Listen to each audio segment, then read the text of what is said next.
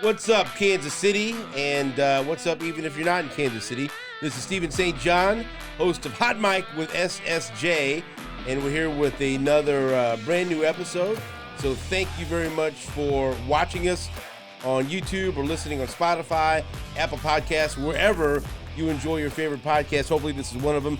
Don't forget to hit that like and subscribe button.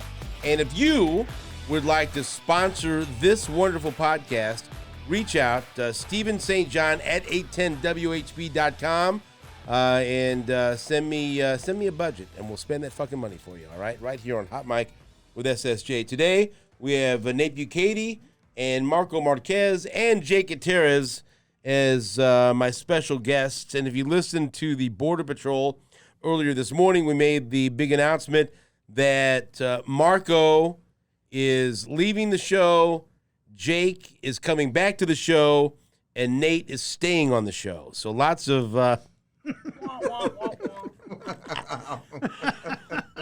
we fuck with people for the past couple of days because, you know, there have been a lot of people that have come up to me, and I'll be honest with you, not to fuck with you, the show concern, like, hey, is Nate just going to do soccer full time? And I said, I don't think so.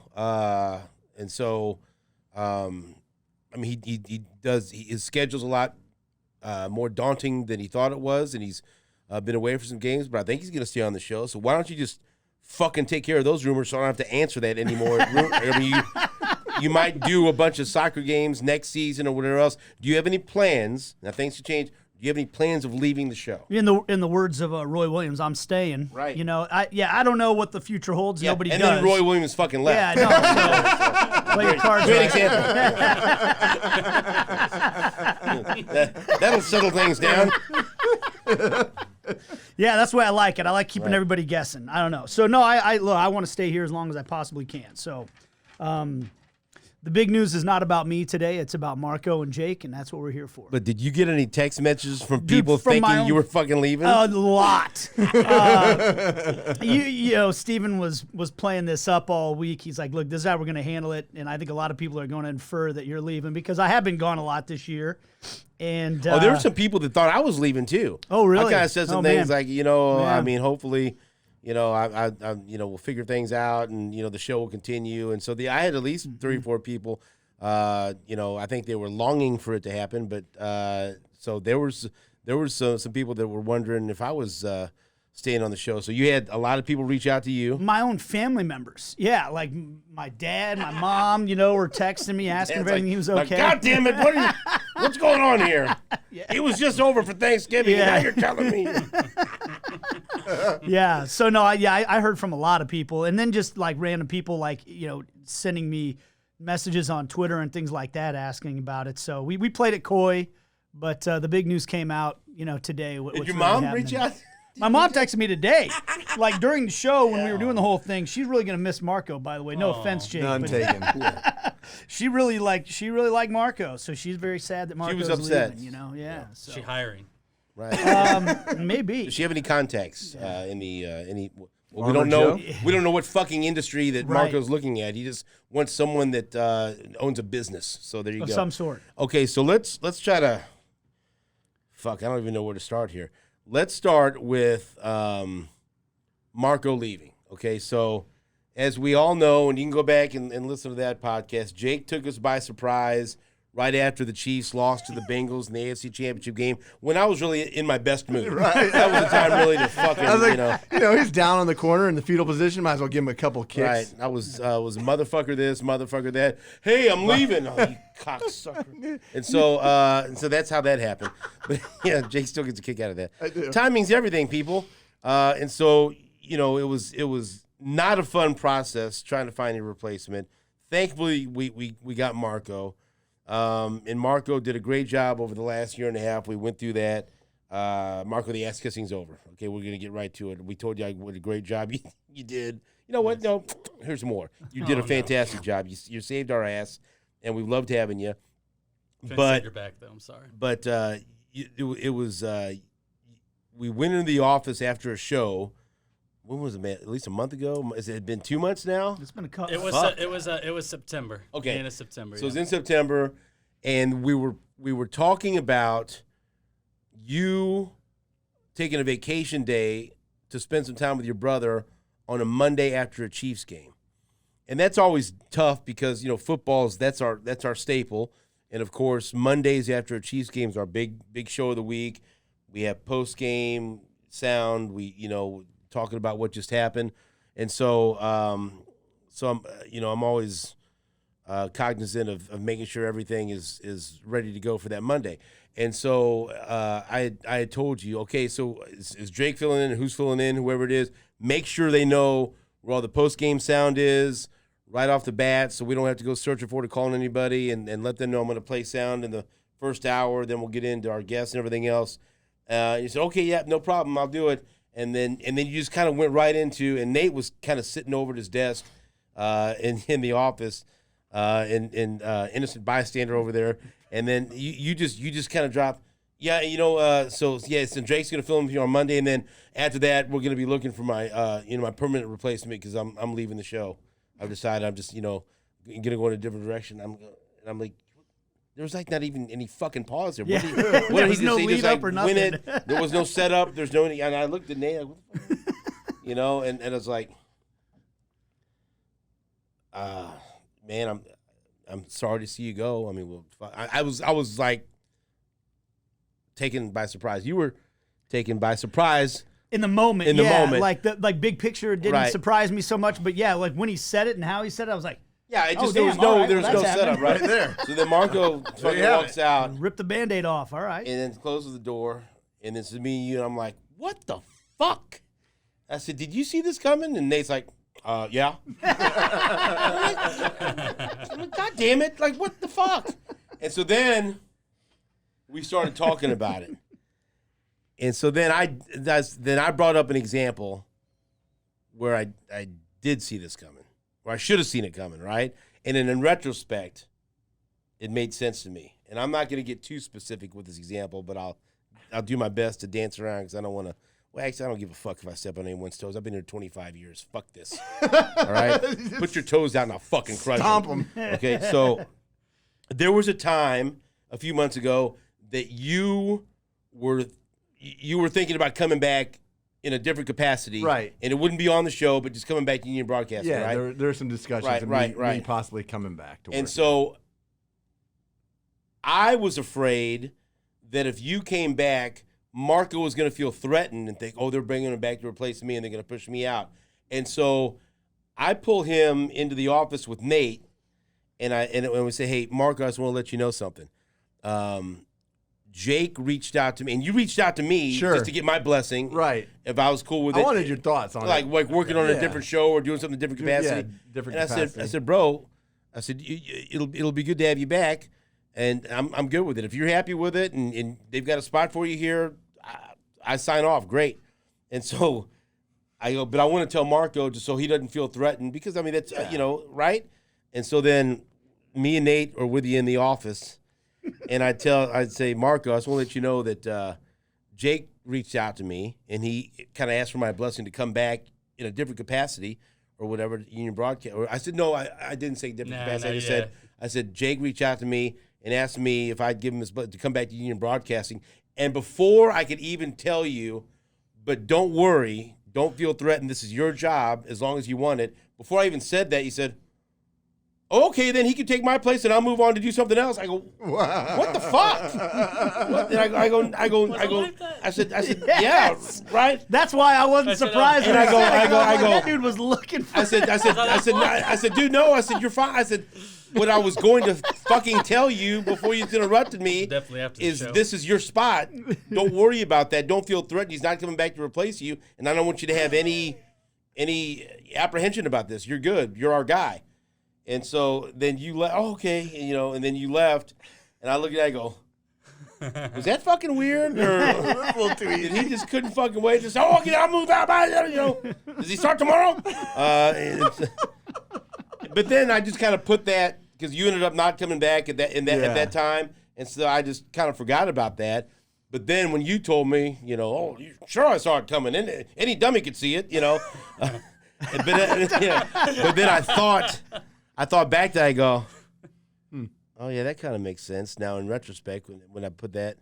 in the proper context. And so was that your big clue, or was there Yeah, something that was else a that I big that was a missed? big clue. I don't know how real we're gonna get on all this. I don't want to be the first one to get too real, but Oh, get fucking real. I felt a strong sense that Marco's heart was not in this. Honestly, the first clue was when we hired him at the very start.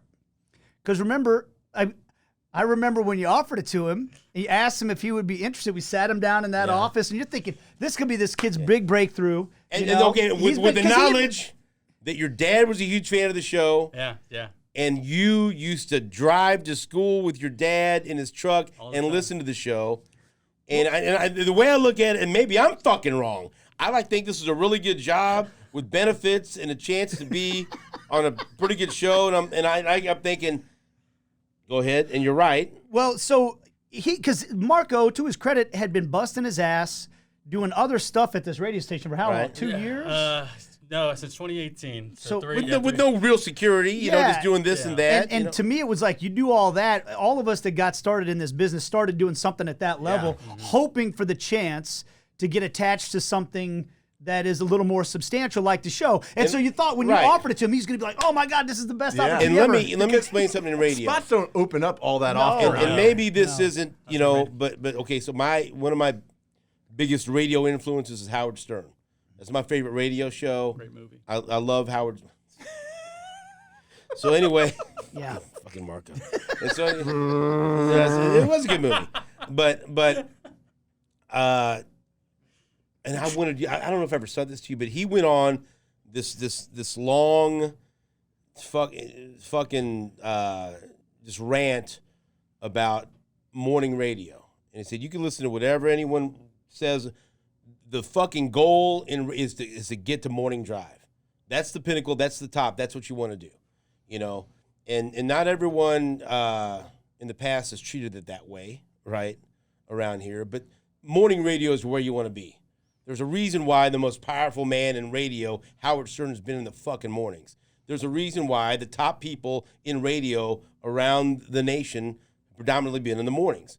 And morning, like, is the pinnacle in our business, right? Mm-hmm. That's what I wanted. I didn't, you know, I grew up, I didn't think, well, boy, I hope I can grow up and do overnights. No, I fucking wanted to do morning radio, right? Weekends would be and killer, so, man. Me, like to your point, going to this, I'm thinking, here's this kid that has worked his ass off, that made it through me fucking cussing about him when I did a UFC preview show. He couldn't figure out how to get a fucking guest on the air. And I was, but getting through all that shit. I got a phone call during Right. that. I go, motherfucker, I got this thing sponsored. And so, What are you doing? Where you at? God damn it. And so, but like, and this is just to back up your point, we're presenting a guy that's in radio with a chance to produce, and our producer is on the air a lot, and be on the air on a successful morning radio show at the station where he's been busting his hump for the past couple of years. So we're thinking, here it is, kid. Here it is, Charlie. Here's the golden ticket. Come on to the chocolate factory. Boy, that sounded weird, and that could be taken a couple of different ways. Is why I but had go to pause. ahead, Nate. Well, Right? I'll never forget. He took like a breath in. He just goes, "Yes, I'm interested."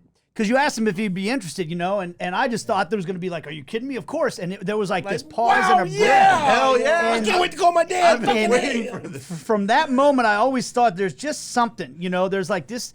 I just don't know that his heart is in this. No, but he said he had to think about Yeah, it. he had to think about it. Well, and I just then, put in my 2 weeks, 30 minutes Right. before that. yeah, we didn't know that. Yeah, we didn't know that. So then, like, And then when he said that thing about, "Oh, Jake can take my spot," I was like, well. But going back to that, a lot of the yeah. shit you don't know, like, I remember that night I had to coach my girls' basketball team, right? It was practice. Mm-hmm. And like in the middle of practice, you called me, and I told one of the moms, "Can you watch practice or whatever?" And so then I go out, you know, I'm at St. Gabe's, and I'm talking to you, and I just don't fucking know if you're gonna take the job, and you're not really, and you're kind of going back and forth, and I'm trying to sell you on the job, and I'm thinking, fuck, if he doesn't take this, then we're just like going into the great unknown. And like some people were saying, hey, you can go on bring some people in from out of town. Like, I don't want to fucking bring anyone from out of town. And then no names, please. But Drake and you suggested some names. I said, well, here's the deal. That's a great name. Bring him in, and I'm fucking quitting.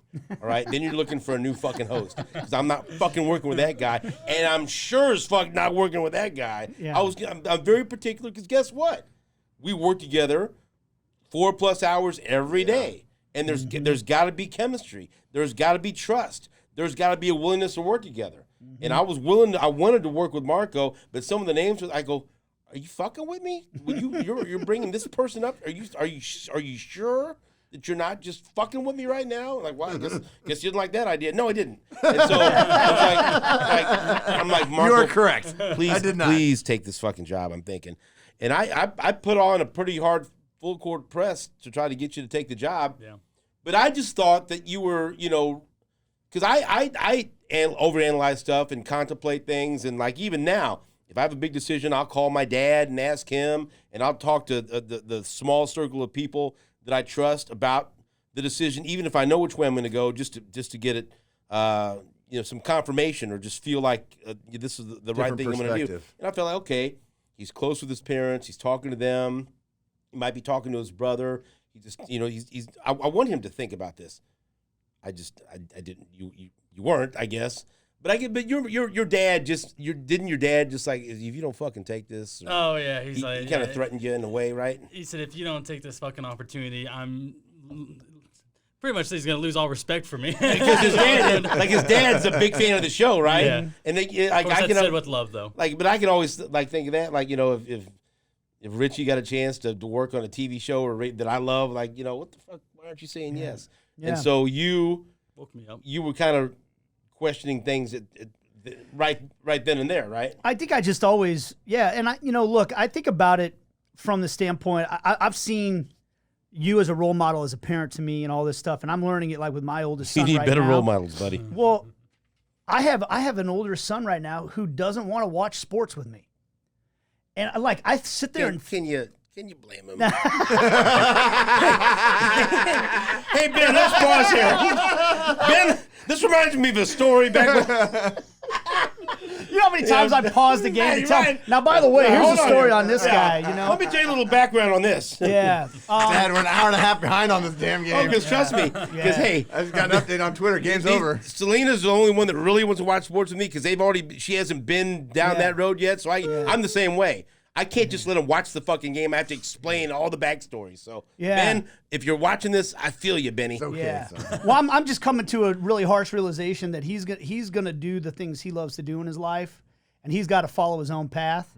And I can't give him his path, And I just always felt like that's kind of where it just seemed like Marco's heart was somewhere else, or he's trying to figure out what his path is going to be, and nobody.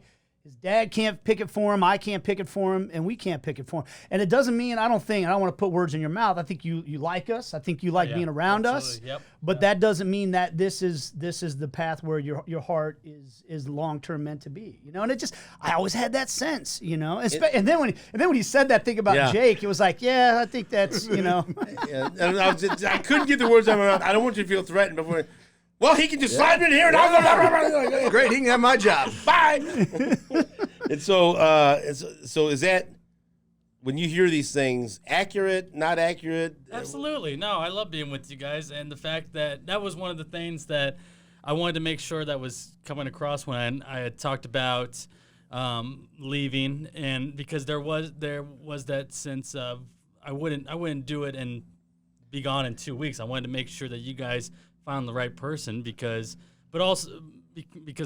just integrity of the show, and you cared about the show.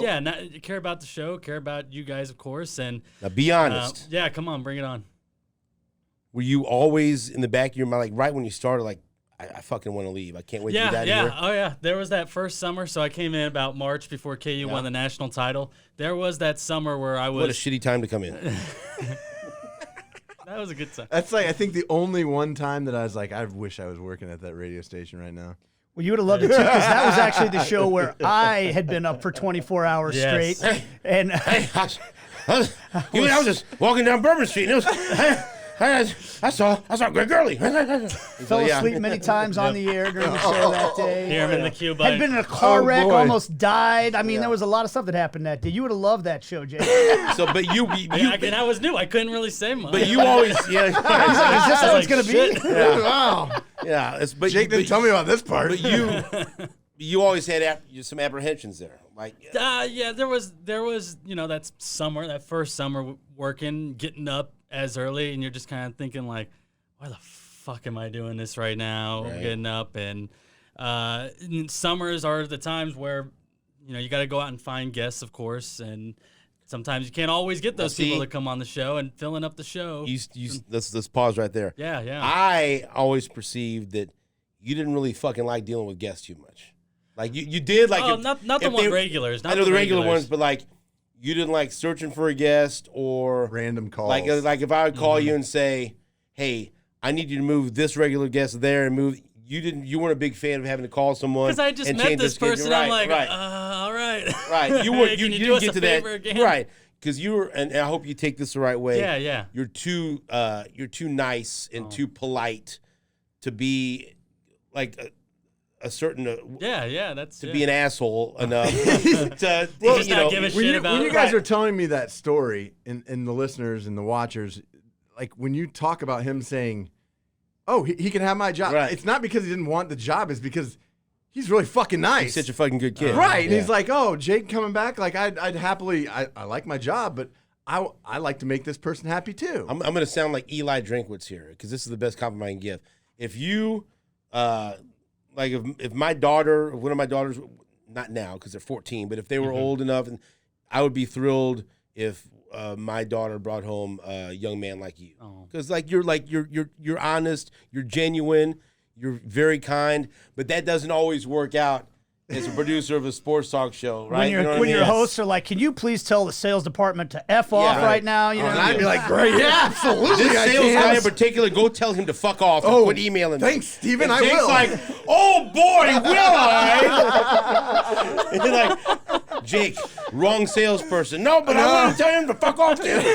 They're all getting it today. But there's certain things that you have to deal with the job that maybe the outside person doesn't see that you just didn't love, you you like I'm sure you enjoyed calling up Coach Barnett and telling him to come on the show and dealing with Anthony Sherman and Gary Dieter, but like some of the shit, if you had to cancel on it, you hated canceling on guests.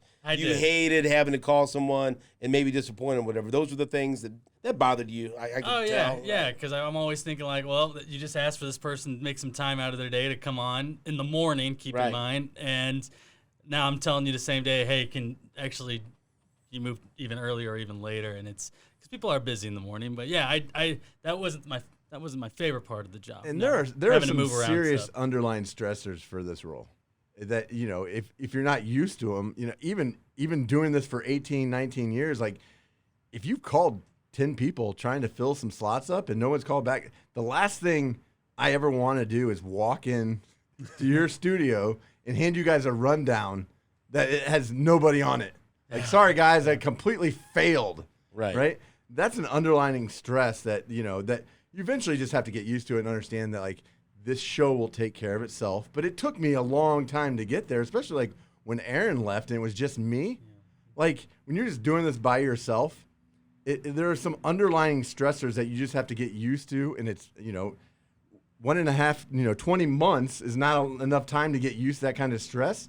And also, like, being the person that you can't oversleep. I mean, you can, but it's really bad if you do. Oh, he did. That was another thing. Twice. But they both came after you told us you were leaving, I think. Yeah, shit, they did. And I told, that's the worst part. There's one of them I told him, I said, "Oh, he's fucking, you know what, he's at the post office. He's mailing this shit in now." And then we better get Jake in here quick, because there's an underlying a certain release. Like once you say that you're going, then maybe there's, right? There's a little bit. Yeah, there is that little bit, especially during football season, where it's you got the regulars on, and it's kind of just it's a total different. And it took a while for you to get confidence where you would go out and search for a presented guest to us. But you came up with some really good guests, like Jeff Kerr. Yeah, we would have never had on the show, and you found that He turned out to be one of our best fucking football guests. The betting kid from Believe. Oh, Cam Rogers. Cam Rogers. He went and found, you'll love this guy. All he does is talk about fucking betting on golf and all kinds of shit. Outstanding. Right? Yeah. It's great. We would not, because we get in that comfort zone, like we have certain guests. And he brought, once you got confident, I hope you know, you brought a couple of really good guests to the table that we would have never come up with on our own, because he wouldn't have come up with it because they don't talk about soccer. And I wouldn't have come up with it just because I don't fucking want to. But I mean, but it took a while. And I would imagine, like, that's what you're talking about, when you're first starting on your own, like, you wouldn't have the confidence to go and find a guest, but also it would suck if we present a guest and I don't like it or he doesn't like it, but you found some really good guests for us that we wouldn't have found on our own. Your hand kind of gets forced when the spring and summer comes along. Right. And the only way you get better at doing it is experience. I mean, that is the only, it's not like you can get better at, like, you just have to put your time in. I got a couple questions for you here. Oh, shit. There we go. If this show, I mean, because Steven talked about how the morning show is the pinnacle, but it also comes at the price of waking up at a ridiculously early hour every day. If this show was in the middle of the day, would you be quitting? Well, that's a very good question. I mean, how much is the hours? You know, how much does that play into this? I would still, I'd probably still be quitting. Yes. Okay. Yeah. So because I think that's important, you know, because that goes to like how much is your heart into it. Yeah. The other thing about it, I'm curious what your thoughts are, because you were an intern here, so maybe you were in the inner circle a little bit, but the truth of the matter is this show is a tight circle. Right, and I would say Steven and Jake keep a tighter circle than I do. I kind of go talk to everybody or whatever. Absolutely. But you don't have a fucking circle. The world is my circle. The fucking equator is your circle. This fucking guy just said we keep a tighter circle here. My circle is tighter than a fucking butthole, and his circle doesn't exist. Let's be honest here. Your circle's infinity. Hey, now, honest to God, it is one of the true points of pride in my life that I'm allowed in this circle. You know, that I'm a person that's accepted here. But it can be intimidating. You know, like when I first was here, I was like, I don't think these guys like me. I wasn't working on this show, and it's... He's talking about when he was first here this morning. Yeah, right. There's a lot of times I wonder when I show up in the morning. But then to be the new guy that has to fill in for, or to step in for somebody like Jake, who was a part of that tight circle, how was that intimidating? I mean, and then you're like pitching guest ideas to Steven and me and stuff like that. Was that difficult? I don't think that part was difficult. I think it's like if you guys didn't want this certain person, it's like, all right, well, I got to go out and find someone else too. Yeah. But I think I did a pretty good job of reaching out, making you understand, like, hey, when you become a part of this, you're not just a part of this from 6 until 10 a.m. Mm-hmm. We're gonna be blowing up your fucking phone all day. But I think honestly, our families became really good friends. Yeah, hell yeah. We started hanging out. Your mom and dad would come to Richie's performances and hang out, and we do things together. And your sister became involved and all kinds of stuff like that. Yeah. And I hopefully that I backed that up, and we still are. We're gonna be friends. I think we did a good job of making you understand. Hey, you're not only our producer, you're our friend. You're part of this deal. Absolutely. No, the feeling welcomed was never one of those things. Good. No, and to have that trust from you guys too, I take very seriously, and it's something that I don't take lightly. So whose fault is it? Mine or his? That's my last question. It's neither of you guys' fault. Neither of you guys' fault. I think it's just both. It's the both your fault. Both of you. But. Oh, I totally went blank on what I was going to say. No, I think Jake summed it up really well.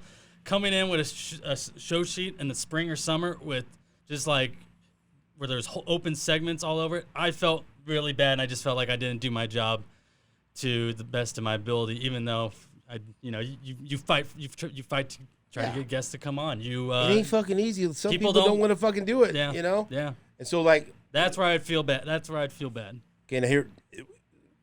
Since you told us and made the decision, and then we decided Jake was going to come back, was there ever a point that you regretted leaving, like, man, I fucking told him, now there's no going back, but I hope I'm fucking doing the right thing? No, I think it's always felt like the right thing.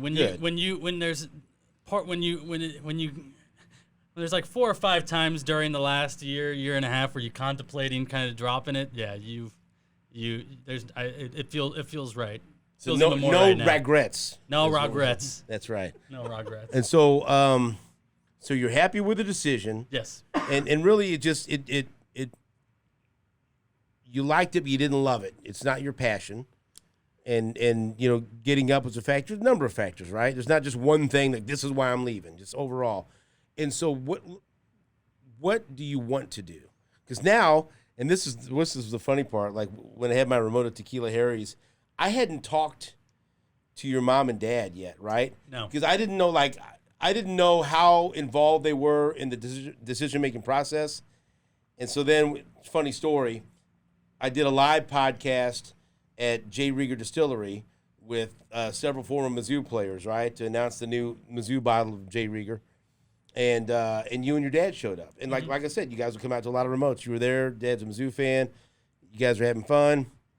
And I didn't know that one of our newer employees, Bethany, had gone up to your dad at the remote and said, hey, we're really going to miss Marco.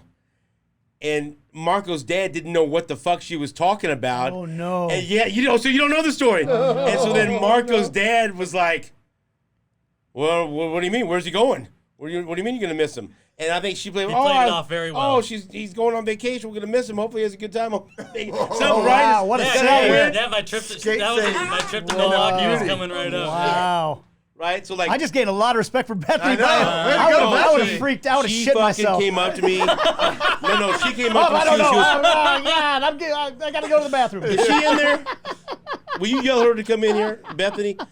So Man, she came up to me the next day, and she was shitting. She was like, I cannot believe I did that. Oh, is everything okay? I didn't. I'm so. She was so apologetic. But like when that happened, and this is what surprised me. You hadn't told your fucking mom and dad, and I got on your ass about that. You did. But like, so we're telling the story about how you let the cat out of the bag. So Bethany, come on over real quick. Come on, I'll get the mic right here. Okay, so take us. So get right up on the mic and tell us. So take us back to that night at J. Rieger. So what were you? What you were trying to be nice and go up to. So take us from your vantage point. What happened there? Okay. Yep. So we're at J. Rieger for the live recording of Hot Mike with Stephen St. John. Right. And I walk in. I'm gonna do some social media, take a few photos, and I see Marco and his dad. I've never met Marco's dad. Yep. Let me go put my best foot forward here. Oh my gosh, I felt so bad, but You saved it a little bit though, huh? You were like, he's going on vacation. I don't know. My mom, just kind of being around her, she would always, just make sure and tell like a parent, like, like your son or daughter's awesome. I think I probably got this from her a little bit. But that's good. So I go up to him and I'm like, man, we're really gonna miss Marco. He's been great. Why the fuck could that have been right there? Marco's dad looks me dead in the eye and says, where's he going? Oh my God. And so like, what were you thinking right then? Oh, I freaked out. I panicked and I said, oh man. Well, I just mean like, obviously in the future he's not gonna be here forever. So but you saved it. I said at some point he's gonna go and I'm really gonna miss him. It's like I bet fucking Danny's like, what the fuck is going on here? No, he played it off well. He was smiling too. He was smiling. I was like, he definitely knows. But Marco's eyes were wide for a second. I was like, oh man, I just messed up. What the fuck, Marco? How did you not tell your parents? But then the next day, I've been dropping hints. I'm in Lebo's office, I think, and then so Bethany comes in Lebo's office. I'm sitting there. She goes, "Oh my God, I'm so sorry." And she felt so bad. She goes, "I think I let the cat out of the bag, whatever." And she told me what happened. I go, and I wasn't even like stressing about that. I was like, yeah. He hadn't told his fucking mom and dad yet? That's what was shocking to me. I couldn't believe that. And so I said, you know what? You had no way, and don't feel bad about that. You would assume that he would have told his dad, but it was all good. So you're not mad at Bethany. No, God, no. I let her know that night, too. But she did a great job thinking on her feet. Great reporter. Great addition to Union Broadcasting. And now part of a great story that we will always remember. So, Bethany, thank you for sharing that. And You have any other secrets you want to drop on Marco's dad? Well, He's you right just there. tell at the- Bethany, and she can break it to him. Yeah. Hey, if you end up Side gig. you decide you're gonna That is get great. married or whatever, just tell Bethany and she'll just tell everyone and we'll get it figured out. My last quick question is, you live at home. How long, if I had not, like, were you gonna go out in your car and just like sit there for a few hours and act like you were at work, or what? Yeah, were when you the fuck gonna were do? you gonna tell somebody? Bye, everybody. Just drive around the block for 4 hours. Obviously, they would have found out on the Stephen St. John Hot Mic episode. Right. That dropped. At Okay, some sorry, point. Marco. Thank you, It Bethany. That was It was gonna be fantastic. after I got back from Milwaukee. No, so I remember the next day I looked at you, and I You were said, pissed. well, I was pissed for your parents, Yeah. not for me. I go, because I do everything through the lens of being a father, and like if Richie had done something like this and had not at least consulted me or said, hey, Dad, I've made my decision, but I want to make you a part of it, right? I go, why in the fuck didn't you talk to your mom and dad about this? And Marco kind of looks a little bit hurt at me. He goes, it was my decision. That's exactly how you fucking said it. Not wrong. You were And I afraid they were go- going to be pissed at you. Well, of course. But yeah, I told what you, I kid said, and then I looked at you, I said, Marco, I'm 50 years old. And, my mom is no longer with us, but as long as she was alive, every fucking major decision I would call and counsel her or have her counsel me, even if I'd already made the decision, just to bounce it off of her. And my dad now, I fucking, if I have to have work on my car, I call my, they're going to charge me this much for that. What do you think, Shut? And because I know what it's like to lose a parent, and then I have one more, and I'm going to call him and get advice on every fucking thing, even when he says, God damn it, can't you make a decision on your own? No, Dad, I can't. And so I was telling you, I said, more from the perspective is, man, you got to include your mom and dad because they're probably going to be pissed off about that. And so then at Tequila Harry's, I see them at the remote 2 weeks ago, and I still didn't know, whatever. So I go and sit down with them after the remote. I didn't know if they were pissed off at me or if they were mad about it. I didn't know how they felt about anything because I just kind of I figured they'll reach out. Marco's, I'm going to let you handle it the way you're going to handle it. Because I wanted to send an email or a text to your mom and your dad and just say, hey, I know Marco's leaving. Thank fucking God I didn't. I know Marco's leaving, but I want you to know that you guys are still, part of the fam and we're all good. And, I love, hanging out with you guys. And so this changes nothing personally. I didn't do that because I was going to let them reach out, right? And so I sit down with them at Tequila Harry's a couple weeks ago, and your mom is fucking pissed. Even right there. Now I'm just mad. She goes, I am so sorry. I can't believe he's ever. And she went into it, right? Oh, yeah. And so then She's good at that. someone at the table says, well, can you believe how Marco's dad found out? You found out when Bethany accidentally told you the remote the other day? And your mom's like, what are you guys talking about? What do you mean? Danny knew. You knew? And I go, oh, shit. What the fuck is going on with this family? Meanwhile, I'm at the You movie knew? theater. I was like, Marco's like, shit. peace, I'm checking out Right. the new Marvel movie. What do you mean? And so then Danny's in there all pissed off. And so I'm like, and I said, we had a remote at Jay Rieger, and there was a Missouri remote, so they came down, and someone actually just said something to him, and I don't fucking know. And then Danny, Danny's like, I didn't really know what she was talking about, trying to think. Dan, your mom, she was just, her fucking eyes got. So you already knew before me, and she was fucking hot, and you didn't even know this until today, right? And so, but I talked to them for a long time, and I said, listen, I just want to say this. I think the world of your son. He did a great job for us. I want him to use me as a reference in any job search that he has. I love you guys. This affects us in no way. I wish him nothing. I wish he would stay in, but I respect his decision. There's no bridges burned here. And then they were both relieved because they thought that we were pissed off or mad or whatever else because you signed a 3-year deal and you broke it and broke our hearts and teared our hearts out of our chest and showed it to us. But I told them, and I think they were relieved that everything was good with us, and it was all good. But Marco, why the fuck didn't you tell your parents? And when were you gonna tell them? Well, I was gonna tell them when I got back from my trip to Milwaukee a couple of weeks ago, but I mean, I had been dropping hints, and this is What kind? Let's hear a hint that you might have dropped. think I'm gonna quit my job. Wow, that's quite a hint. Your dad, by the way, is in here listening, shaking his fucking head. He knows it's How true. many times do you say that to him?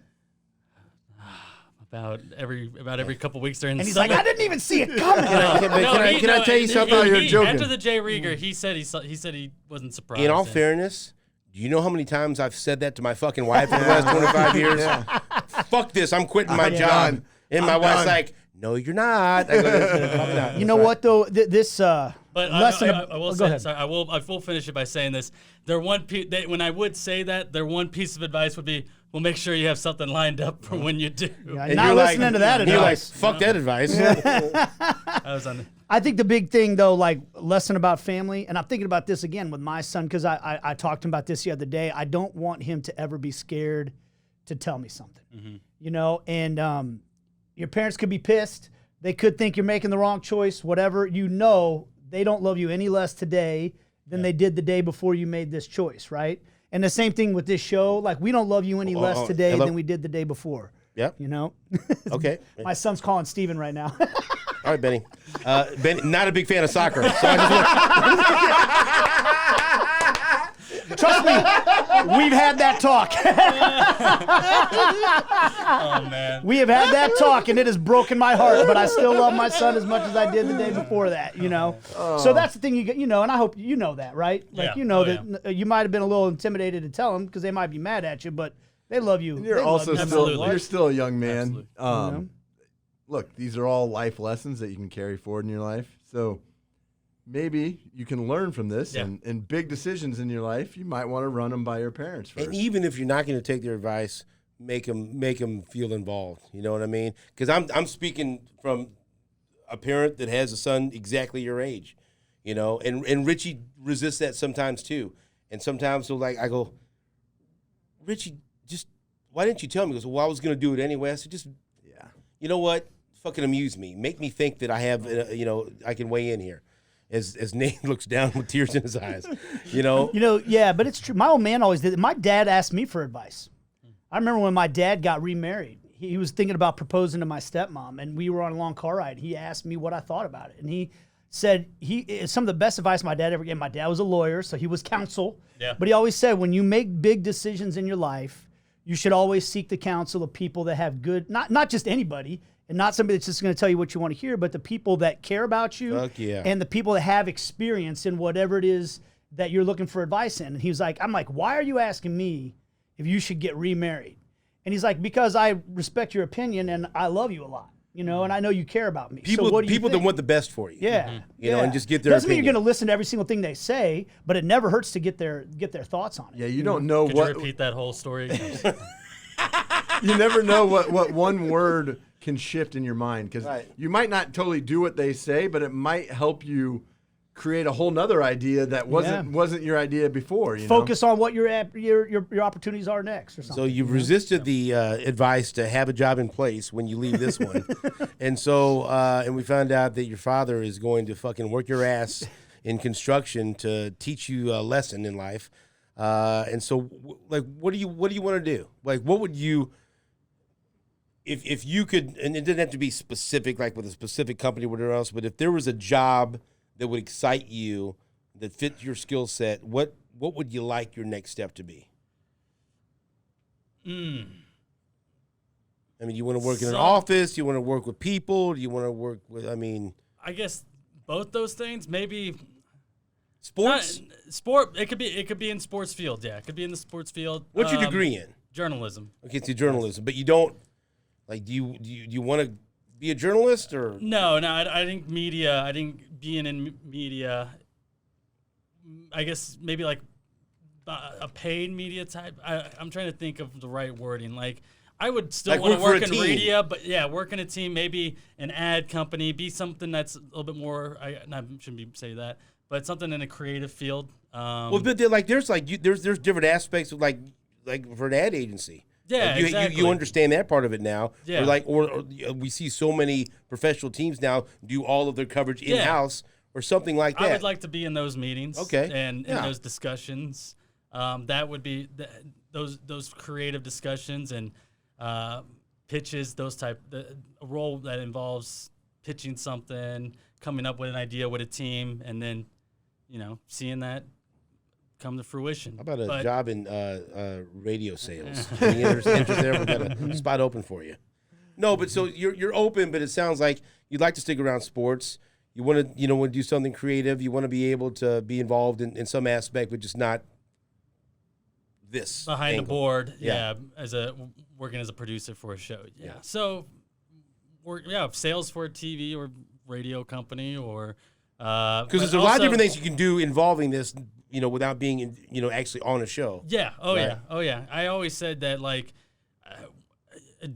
someone that has a journalism degree has also that's a very, I feel like it's a broad thing. They could be in just about any field because I learned at KU with my 4 years there, you had to become a researcher, you had to become analytic, you had to become comfortable with public speaking, comfortable in that sense, but also just understanding different things, because that's what we have to do. We have to learn things and understand what makes these things how they are or why they are.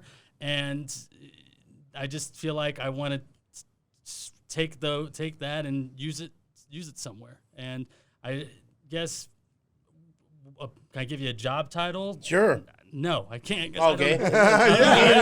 It was actually a real question. Can I get a job title? No, I can't. I'll be honest with you. I love you, but I still have no fucking idea what you want to do based on that description. Me neither. But I just want to be happy. Yeah, I just want to be happy. I want to be happy. I would take some time and really narrow down, and you're taking career advice from me. Good luck. But like, think about what like more or less what values and what ideals that you want to have in your next job or career, and really focus on a list of things that you can start lining them up. Well, does this even have this? Okay, no, I can move on. Does this? Yeah, it matches this criteria. You jerk off. Come in here with want this. to. He comes in here with this. No. He comes in here with this fucking hat, and he thinks that he's just Peaky Blinders. He don't have to fucking answer to nobody. But I just want you in here for a moment, because you're part of this. I really right? wish you would have.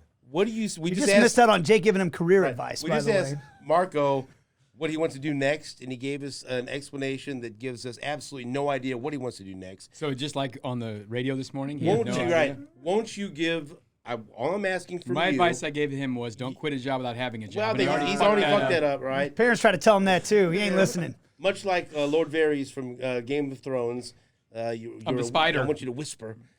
Give advice to Marco leaving and Jake coming back, please. Well, I've told everyone who I've ever talked to who's a young person, whether they're my kids or Marco or Jake or whoever, you have to find something that you can accept doing, whatever it is, right? Mm-hmm. You have to like the time that you do it, the hours, and you have to make enough money to make you happy, whatever it is. Sometimes if you don't have any of those three, that job sucks.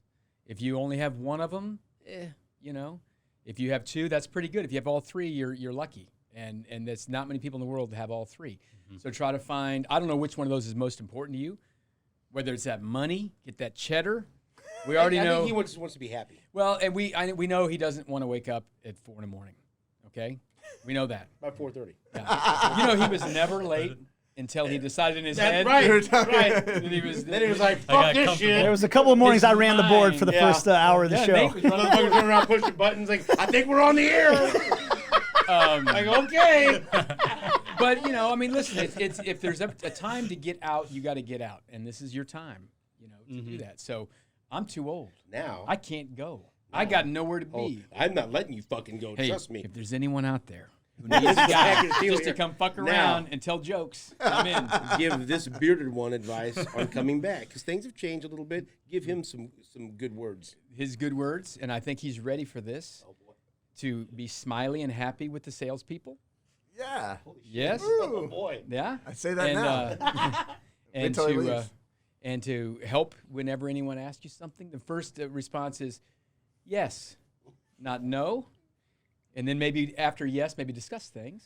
And then you say this like I had a problem doing that before. I don't know. I'm trying to decide if there's any chance of him following your advice, like Marco following your advice about having a job lined up. And advice is going straight to the fucking toilet. And last, Maybe keep some of your ideas to yourself. Round of applause, ladies and gentlemen, for Todd Lieber. What an appearance. Wonderful words. What His hat, an appearance. loves it. So I'm not sure what that means. working. Go Yeah, fucking sure work you then. are. Shit. Go make that cheddar. Fuck. Go make that cheddar. First advice was be nice to sales. Like, do you understand that that's fucking impossible? But go ahead. It's like telling me to keep my stories brief. Well, you know what? Yeah. If they do their job, I won't have to And, criticize them. and it begins, ladies and gentlemen. Welcome back to the fucking show. Yeah. Okay, so, and then one other thing we need to clear up. Are you leaving the show to write a book? Because I'm going to go ahead and tell you that's a bumpy road. Second Monogram. question, can you edit a book? Right. So no plans on that, right? No, Not yet. No So plan. now the tables have turned. So now we're going to talk to him. You can give him advice and you can ask questions. So you're part of this, all right? Yeah. But here, let's go with the first one. Where is this fucking book? Last time I had you on this thing, You had the we had a manuscript. thick manuscript. Yeah. I read an excerpt from this book. I felt like I was fucking like days away from a book signing. I was waiting for I reserved my fucking copy, and I'm supposed to get a fucking NFT. There's a lot of shit that's coming to me right now. And so where's the book? Where's the NFT? Read Where's that the, I email. don't fucking No, think I just want that email was just sent to me at 9:25 this morning. Okay. Oh, this is from Dave. Dave with a simple David. question. When will I be receiving my copy? Dave, that's a fucking great question that no one has the I answer shit you not, at to. 9:25 this morning. Because Jake let him know he's Is that been the writing one this guy book that's for 4 ordered years. the book so far? Yeah. So where are we? Because here's the deal. I'm one of the fucking few. I've seen a telephone book size manuscript. Okay. And read from it. And I've read from it. So a lot has I know been it's written. there. Because I really felt like we were on the verge. Like, I was like, I remember going home that night. Susan asked, "Well, how's Jake?" I go, "The fucking book's actually it exists. He's not full of shit. And then fucking radio silence. So where's this book? What's So going on? I've run into some snags. Have you? Yes, with the editing process. Okay. So I'm changing editors. Well, So and it's not to the fault of anybody. It's life circumstances. right. Some tragic things have happened. Sometimes there's no one at fault. Just right. things happen. Yeah. Some things happen, and people, they don't have the time to do things. Is the book still happening? Yeah. Oh, absolutely. 100%. 110%. Would you put money on it? all of my money? Okay. Is I already have. Is that a reason? Is that really a big leap? All of your money? I mean, I already have. Okay. All right. So the book's still Yes. in the okay. Absolutely. Is it going to require another stay in the mountains? No. Okay. No. But you're done writing. The book is written. It's Okay. done. Like the heavy lifting is done for the writing portion. Now I've edited about 3 chapters. Have we missed the window on the NFTs, or is that still going to No, happen? that's Or still is that definitely still, gonna happen. It's still definitely crypto gonna and all happen. that good stuff. NFTs are definitely going to happen. Okay, all right, because Nate was concerned about Yeah. that.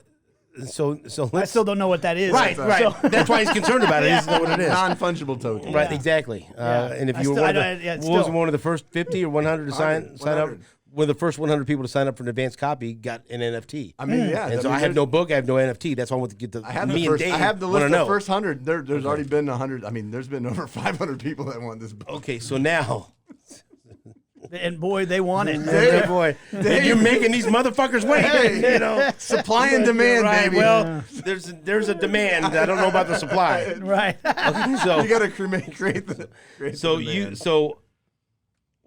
why did you decide you wanted to come back? What changed from you wanting to leave to now wanting to come back? And that's something I had to think into, because I didn't want to take this job just to step back into my old role. So I really, when you called me, I was super excited. I think I told you guys. Level of surprise or shock? Pretty high, pretty damn high. Complete almost shock. Like I thought, honestly, when you called me, I thought something really bad had happened. Because you called me 2 or 3 times, and then you text me and you said, "Answer your fucking phone." I went right into fucking pissed off mode. I wasn't fucking around. And so I said I'll call you in 5 minutes. It's actually the day I was hanging out with your dad earlier in that week because he helped me find a new automobile. So that's another podcast. Yeah, it was fantastic. By the way, I owe your dad some steaks. So I just picked up the car. I get him some green grass cattle company for you. Give him some of that stew meat. There we go. Thanks. There we go. And so I just picked up the car, and so I was driving it to go get some work done on it. And you call me, and you're like, I call you back, and you're like, do you have some time to talk? And I said, yeah, I got some good windshield time right now. What's going on? You said, hold on, I'm putting you on speakerphone. Nate and Lebo are here. And you put me on speakerphone, and I'm like, okay, like I'm thinking like something bad happened and they want to tell me together. And then that's when you laid it to. Marco just told us he's leaving. And I said, oh boy. He's like, would you have any interest whatsoever in coming back? And I said, my immediate response to that is yes. Absolutely. But then you said you had to think about it. I did. And we don't need here we fucking go again. I said I need 48 hours to really think about this because am I doing this for the right reasons? And I think that was something I really wanted to make sure that if I'm coming back in this role, am I doing it for the right reasons? And the right reasons aren't just I need the money, I'm coming back. You know, that's not a right reason. I mean, that's a good reason. It is a good reason. Could be a reason. Yeah, but it's not the right reason for me, for where I'm at. I get it. And so, I did some serious reflecting over the last 20 months and where I am now and where I was when I left. And I was very satisfied with where I was and kind of like zoomed out and had to look at like these things don't just happen for no reason. There's no such thing as a coincidence in my life. And so I wanted to make sure I wasn't going backwards, because I'm a person who I value growth in my life. And so when I looked at, the particulars and everything that was involved, I called you back, 48 hours later, and I'm like, dude, let's fucking do it, man. I'm in. And, if you want to know some of those things that I was looking at, the book being done, in terms of the final manuscript, that was a big deal. I haven't really talked about this much, but I have a role at a place called New Hope Service doing, I got certified by the state of Kansas to help people in drug and alcohol recovery. Which is fantastic. Yeah, so I'm doing amazing. So I'm doing that as a part-time job right now, and they're aware of this situation. They're really excited for me, and that's not going to interfere with my role here. And this is my full-time job, and that's my part-time job, and my schedule allows me to do things in the evening, and that's when most people who are getting help with that type of thing, most people are doing it in the midst of living in their life, because New Hope is it's an outpatient, intensive outpatient recovery. So these are people who have already gone to rehab and spent their 30 days in rehab, and now they're trying to integrate themselves in the real world. And so that's like me having that in like when I left, I think I not felt whole. And I think that's what I expressed to you guys sitting in this chair. Like there's something out there that I want to find, and so when I look at things like that and look at like, I've been doing some personal coaching and I've, had several different clients I've worked with. I got a fucking client for you right over here. I'll cut you a deal. So when I look at those things and I look at, how much I really loved this job and how hard it was for me to leave, like, I don't think it's an accident that it came back around and presented itself to me again. And also, I in whatever way it's appropriate, I hope you know that I want you to use the show and the ability to podcast as a platform to further these things. I don't want you to turn your back on these things that you were searching for, that you want. Yeah, absolutely. That you're helping people. Because I'll tell you, I'm not going to name any names, first of all, because I can't remember his name, which, whatever. But there was a moment when I was so proud of you. And I was doing a remote at Andy's Frozen Custard. EatAndys.com, the best Sundays in Kansas City. And a gentleman approached me and said, you don't know me, but I know Jake very well, and I want you to know that Jake saved my life. And he just got into a little bit about that. You helped him, and he's and he I'm not gonna, but he elaborated on the story, and he said, I have some, I asked Jake if he knew anyone that loved Elvis, and I have this, and it was a memento of when Elvis had passed away, and he gave it to me. Yeah. And he said, I just want to let you know how much the show has meant to me, And if it wasn't for your show, I would not have been able to connect with Jake, and I may not be here, and I want to thank you. But Jake saved my life. And it honestly, when I'm in the middle of a remote, I got thankfully several people that are waiting to talk to me, and I try to talk to everyone and interact with as many people as I can. But then I remember getting in my car, and it just blew my fucking mind that someone just came up to me and said, through the show, you, in his words, helped save his life and the demons he was battling. And I was like, fuck, man, that's why Jake left, to go and help people. And even if you just helped, I'm sure you've helped more than one person, but even if you just helped one person to actually legitimately say that you saved their life, what a fucking accomplishment. What a fucking honor. And I was just, I didn't really, I was going to tell you in person, so I saved it for the podcast. And that just absolutely. He was super nervous about coming out, like, because he was really like, I'm like, no, go give that to Steven. It was unbelievable. Because I don't know anybody. It was an unbelievable Elvis piece. It was the magazine, right? Right. And that was beautiful by itself. Right. But the words and him saying that, and I know I could tell he was nervous, but just him saying that, and we all have a part in that because it's our show, and you had a platform. And that helped you connect with him and whatever else. To think that affected somebody, I still have a hard time wrapping my head around that, and it just made me so proud of you. Well, yeah, I mean, and you guys have a big part in that, in helping me grow the fuck up. I mean, for real. Like you brought me in here, right? I was 22 years old. You came in. You met me when I was 25 in 2005, 2004. Not a whole lot of growth in the 3 years. You got the 22-year-old. But I mean, throughout that process, you guys helped me grow up.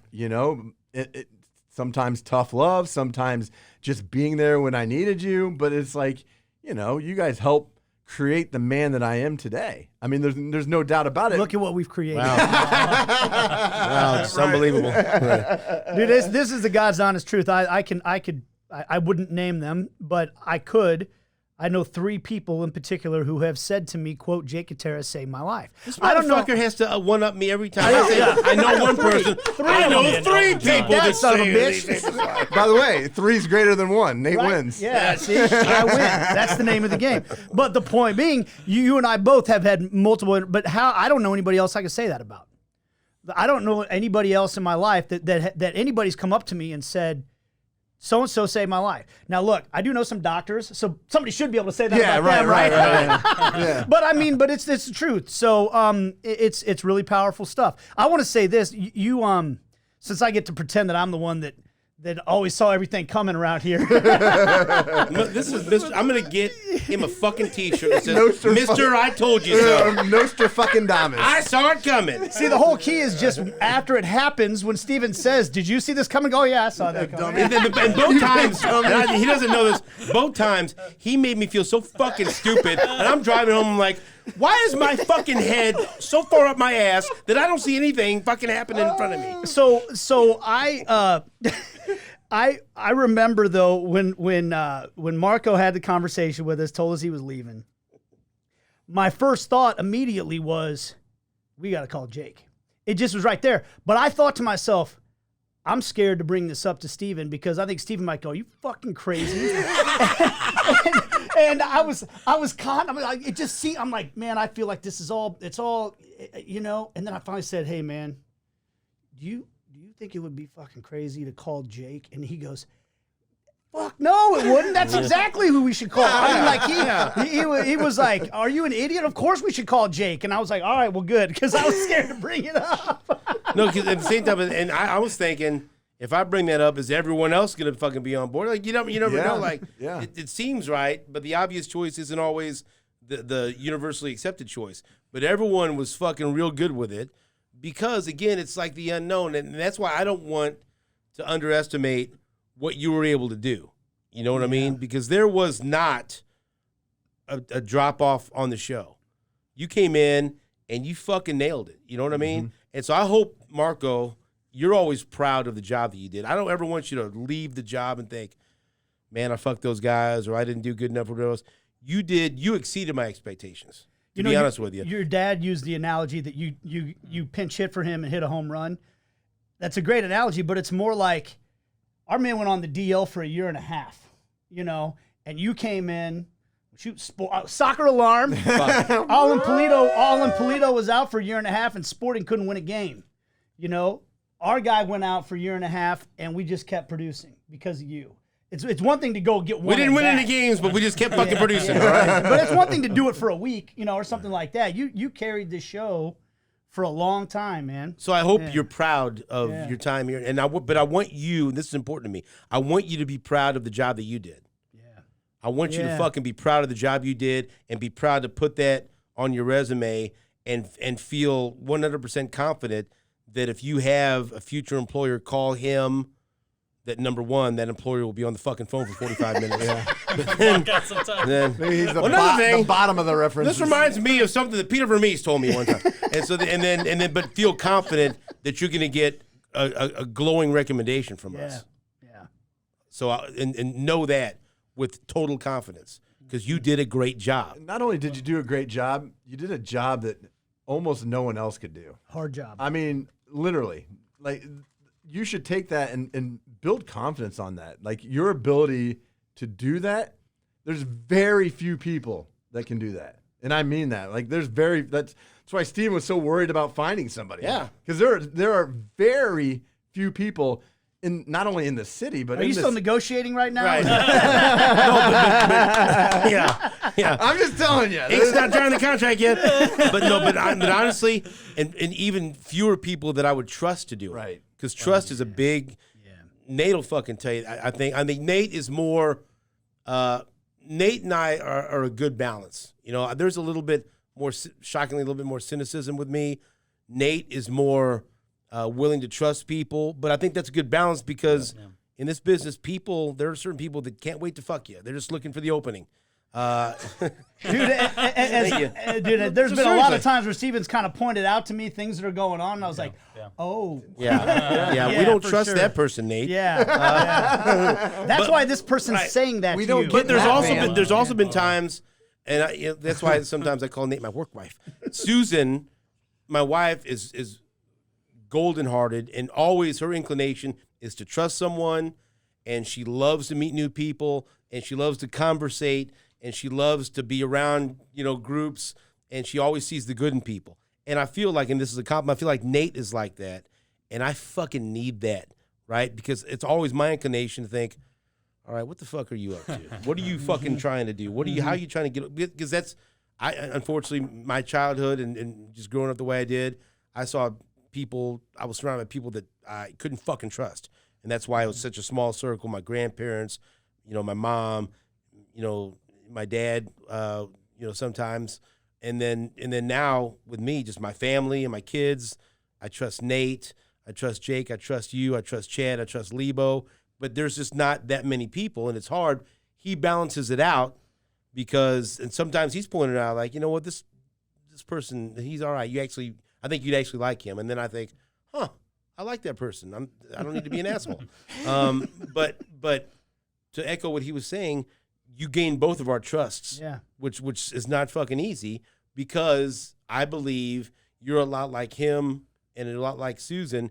You're at your core, you're a good-hearted person. You have a good nature about you, and I think you had everyone's best interest at heart, and you did your very best at this job, and that's why I think you did a great job. And so I respect you very much for that, and I hope you take that as a compliment that it is. Absolutely, yeah. And my whole thing when I came on was, how can I make this feel like that he's still here in a way, as far as running the show, and what could I do to make you guys happy? And so that was just. Well, I thought it was ridiculous when you started drinking your own piss. I said, Marco, stop that, please. You don't need to do that. I will say that to me, by far one of your biggest strengths. You touched on it. You gave a little glimpse into it about how you didn't like to cancel on guests. You are a person that considers. You're very considerate. You put yourself in another person's shoes almost instinctively. And I think that's a very rare trait in today's world. I think that the vast majority of people in today's world, they're thinking about themselves all the time. and they're very, very lacking in consideration for those around them. And you're one of the most considerate people I've ever met. And I think that you need to find a way to use that as a major strength for you in whatever it is that you do going forward. Put that to work and make it work for you, because I think that it should surround you with other people that are good people. You know, so don't lose that. And I've almost stopped judging people because I just, like I said, I instinctively think everyone's a jerk off. And so like I go by like with Susan and the girls say and the boys and like for example, I don't think the first time they met you and they were around you a couple of times, like the girls, we love Marco. And I'm like, they're great. You know, kids don't lie. Kids just fucking tell you the truth, whether you want to hear it or not, right? Yeah, and so I lean on them, like, what are you guys saying? Oh, he's awesome. And so it was always you made it a very easy transition. And again, you knocked it out of the park, man. So be proud of what you did here. Yeah, because you did a great job. It's something to build on, for sure. You know. Now, do you have any advice for Jake? You have been in the saddle now for the last 18 months. Things have changed. Things have changed around here. Things have changed. We have new employees. And honestly, we've been doing some really exciting things here, like doing more podcasts. We have you met Bethany a little bit earlier. You got Paige, who are two just like wildly talented, hard workers, younger people, hardworking people that are here. I might as well. Ben does a great job at what he does. You know, his fucking head is so fucking big anyway. I don't need to add to it. You know, he walks around like, oh, look at me. And so he, you know, the professor. But like it's been like it's revitalized me, right? Because and like sometimes we do this podcast, Ben has better ideas and thinks outside the box for me, and like, you know, having a new digital studio and being able to do things more on social media. There are things that got me outside of my comfort zone, but they're, you know, younger with more energy. Well, fuck, everyone has more energy than me, but just it's been really cool. It's been great over the past 18 months to see that, and it honestly wasn't totally like that when you left. No, and so it's been very nice to be a part of that, and you can come back and you can be a part of, you know, being, you know, regular guest on this podcast. Maybe, who knows, doing your own podcast. Maybe. Yeah. I don't know. Easter egg. Fuck. What? Or just doing more things. It's going to be really exciting, right? And so I think you're coming back at a great time. And like, that was great, too, about having Marco, being younger and kind of feeding off his energy and having different ideas and things like that. But I can tell the difference in you. I know Lebo was busting your balls for good reason. And I know you'll never be on the same page of sales, but then again, who fucking is, really? Because that's a weird page to be on. I think there's a mutual respect now that wasn't there before. There was there?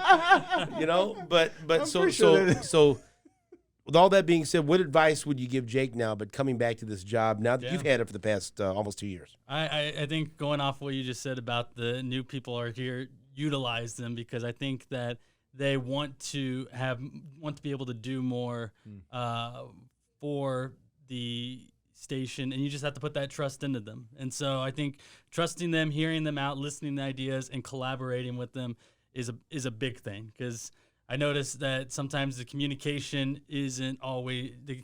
between people isn't always there sometimes. What? What do you? Communication's important to everyone. And also, let me say something else to you. Having Gabe back. People remember Gabe from the old days, Gabe Boucher, the water boy. Gabe is one of my oldest friends that I love. Yeah. And there's one thing about Gabe. Gabe is an acquired taste for all. Right? Gabe's my guy. But let me tell you something. There's one thing you don't ever fucking question about Gabe. He loves Sports Radio 810. 100%. And whatever he does, it's out of love, because he thinks it's the best thing for Sports Radio 810. Yep. And if you ask Gabe to do something, that fucking guy will, and then there's a chance he'll fucking not do it right or fucking do something fucked up, but he will do it out of love and try his very best. His work ethic and his attitude, fucking unbelievable. And then working with Paige and Bethany, when I asked them about doing something or an idea, or if they could help out with something, Paige has gone out, covered a couple of Chiefs games with me.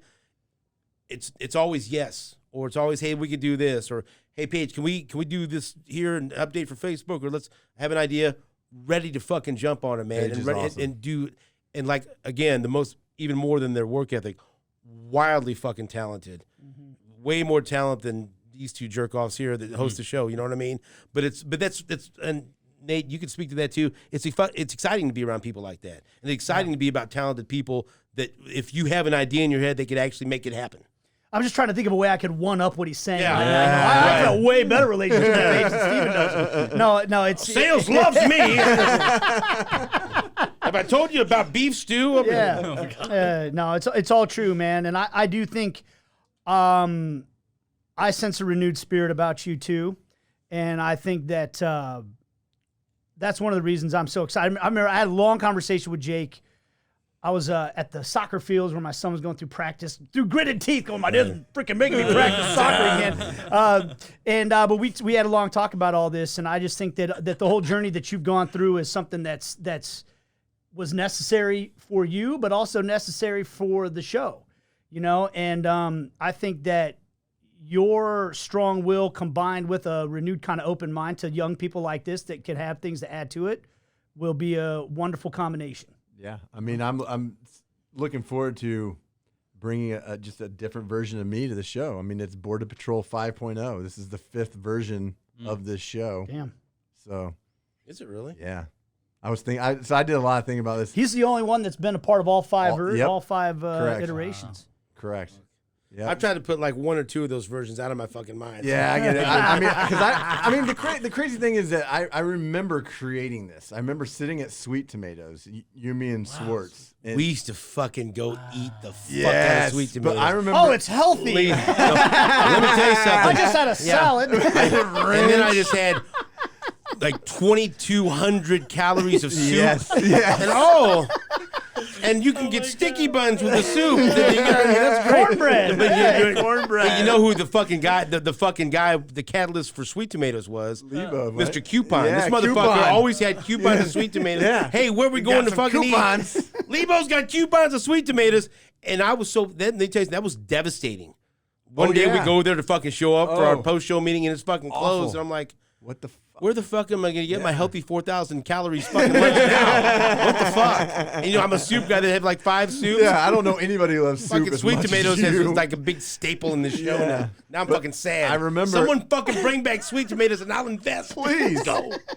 I remember sitting down and like the show didn't. I mean, we came up with the title, we came up with the imaging for the show. I mean, that was the first version, and then Nate was 2.0, and then Aaron leaving was 3.0, Marco was 4.0, and here we are. Okay, I get it. I was so confused. Now it made sense. I couldn't figure out one of those. I was like 4. Like, okay, 5. I got you. Well, we're going back to 3.0, but Right. Yeah, but it's not. You're a new Jake. yeah, you right. know? So it's 5.0. Right. Yeah. Okay, so Marco, and we did have a great response on social media. People excited about Jake, but we also had a whole bunch of people.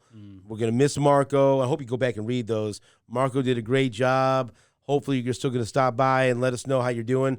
So what would you say to anyone out there that has listened to the show over the past 18 months, maybe people that you had a chance to connect with and get to know and get to meet? Because hopefully you've been able to carve out some really cool relationships through this show Yeah, and meet absolutely. some great people.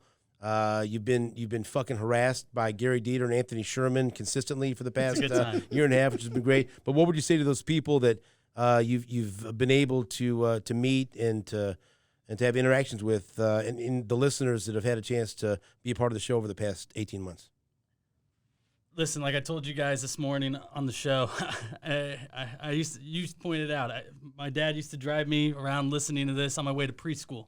It would be the show that it would be the show that I would have that would be on the radio even till I started driving. Go ahead. What the fuck is wrong with you having him in preschool? Listen to this. 4-year-old. I mean, that's you know what? I like your style. Thank you. It makes me feel better. Probably asked about you a the- lot of questions. It makes me feel better about the decisions I made as a parent. Go ahead. I'm sorry. Now, there was only two stations I listened. There's only 2 programs I listened to in the morning. It was this and Tom Joyner Morning Show on 107.3. Wow. Love that one. But I took you guys with me all the way until fuck now. Really. So to be a part of it is truly special. But I mean, the 2 things I wanted to do were run the board for or work with Chiefs Radio Network and be a part of the Border Patrol. And I'm grateful to say that I've gotten to do both. That's pretty fucking cool, Yeah, by the man. way. And you can say that the rest of your life. But like when you Exactly. say that, I hope you realize that that's a hell of an accomplishment, because there's people that have been in this business for 20, 30 years Right. that can't say either one of those fucking things. You know guys, what I mean? you guys talked about when you offered me the job, me being hesitant. It really was just because I was already kind of 1 foot out the door with the whole industry. But sitting at that table that night with my folks, having just talked to you, it's like I got to do this because it's something that I sought out to do, and it's something that I worked towards all the way through college and till I got it. But I remember the first hot mic that we did.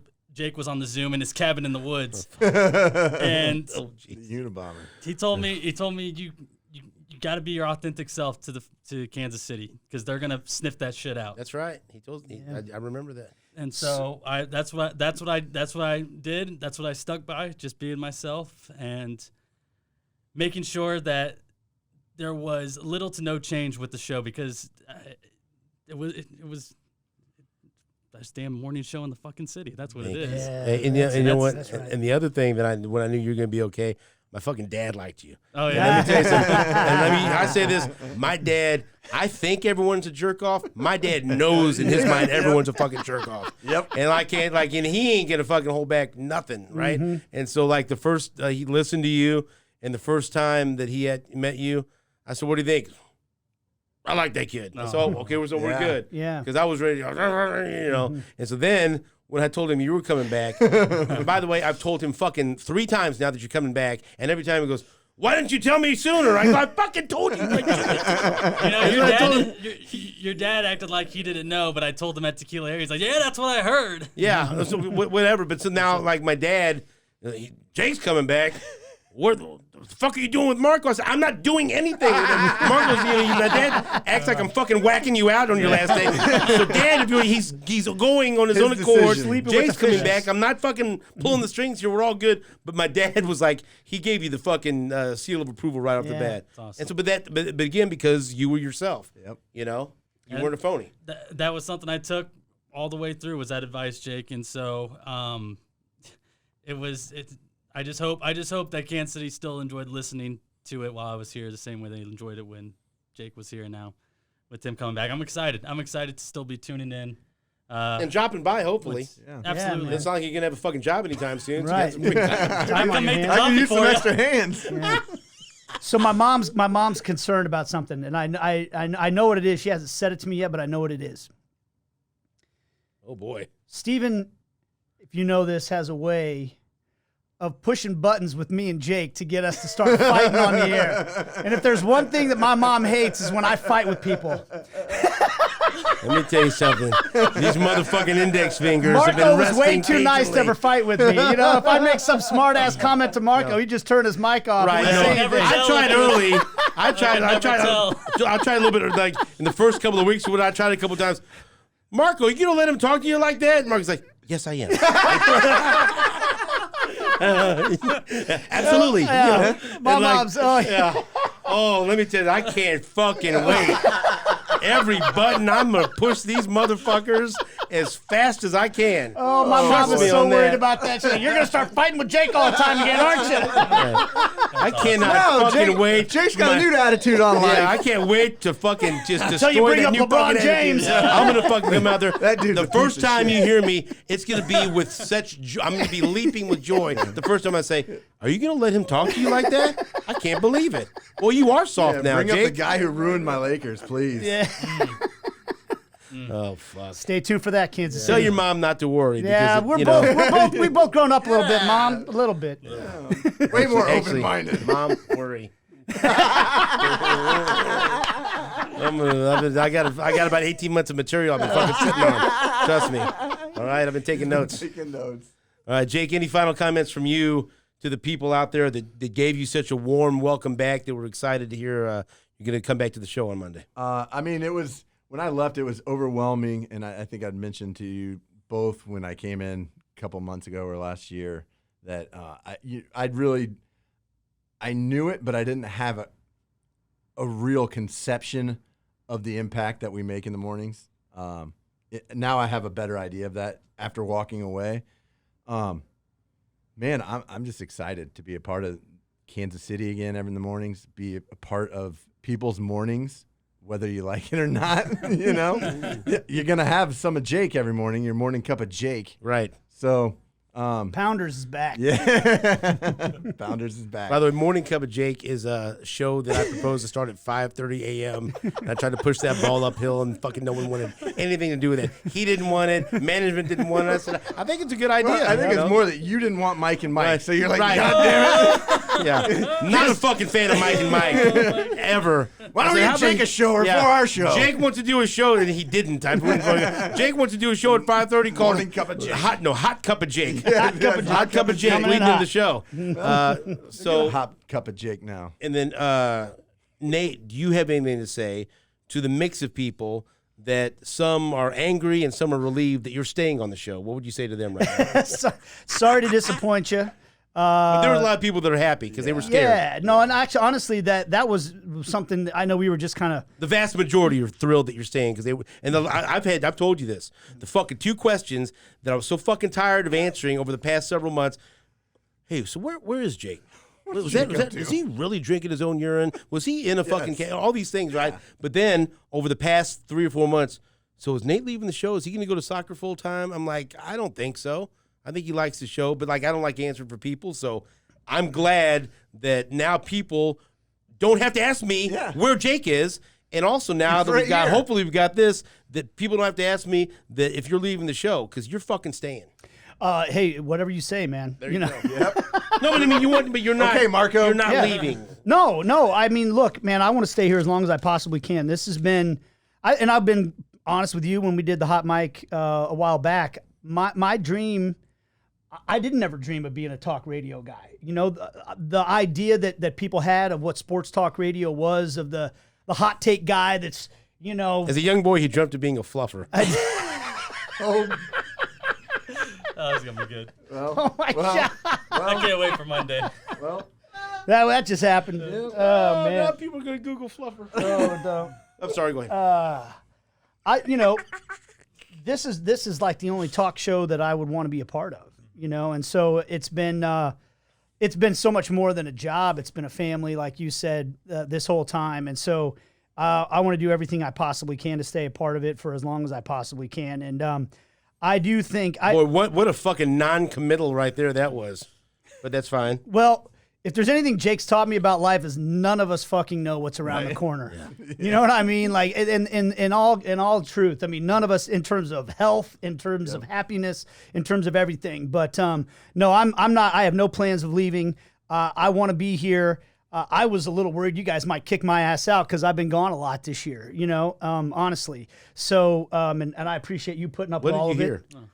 Yeah, you know, little whispers get dropped and everything. But I would say you've been having fun with people the last couple of days, teasing this whole thing, and to let a lot of people to send me text messages and because I know people were fucking asking me about it, so it was at least out there. You know what I mean? Yeah, and shocker, I like fucking with people. But it's nice to know that some people like me around. You know, like me being on the show. Yeah. You know, and I like it when you're in the building. It helps. Yeah, thanks, man. I fucking like it when you're on the show. It's a lot of fun for me. You know, fuck lay that one down. Nate's like I'll show again. Hey, Nate's here. I really like it when you're here, Nate. You've made me fucking appreciate it more. I can tell you that. Absence, you know, a little less of me makes you like me more. Supply and demand. That's why your wife loves you. She's never loved me more than this year. Marco's just fucking having a ball over here. And don't forget, you got 2 more fucking days, so set your alarm for tomorrow. We'll be fucking showing up at 7 o'clock. Jake will be here. And look, and I just promise you this. If I ever do leave, Marco's dad's going to be the first one to know. Right. Somebody finally. Yeah, from now on, when I call my dad to make it, I'm just going to call Marco's dad too, just so he can fucking feel involved in someone's life. Hey, Danny, I'm thinking about taking out this loan. What do you think? Oh, it sounds like good rates. No better time. Right, and so let me tell you, Kansas City Credit Union, if you're looking.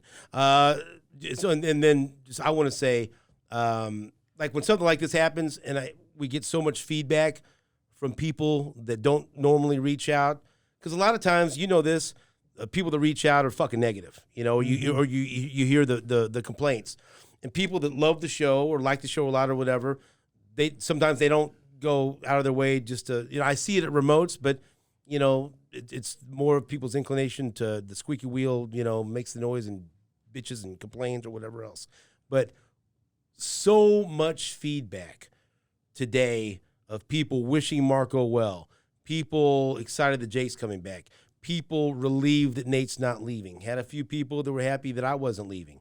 And so just to see that there's still, and then like yesterday when I went to the Tiger Club in Kansas City, everyone was fucking talking about that. And nobody wanted you to leave, okay? Wow. There was one guy that fucking wanted everyone in this building to be fired, but I'm just we won't get into his fucking diatribe after the fucking meeting. But just even seeing that, yeah, it's a great, and that's why I like doing remotes.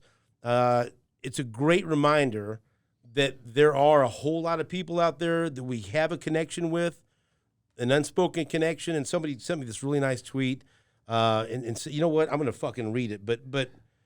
Just to get feedback from people that we don't normally have contact with every day, and to get reminded that this show does mean something to some people out there, and that when we get up and we're doing the fucking show and we're giggling to ourselves, but we're not really sure, like, I wonder if anyone else thinks that's funny besides me and Nate, and to find out that it is.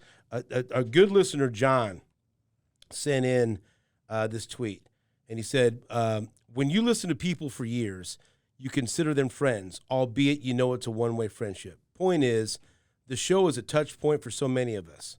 I know that's hard work. Break a leg, Marco. Glad you're staying, Nate. And then Jake, happy days are here again. Great news. And that just touched me in a way like, yeah, that's right.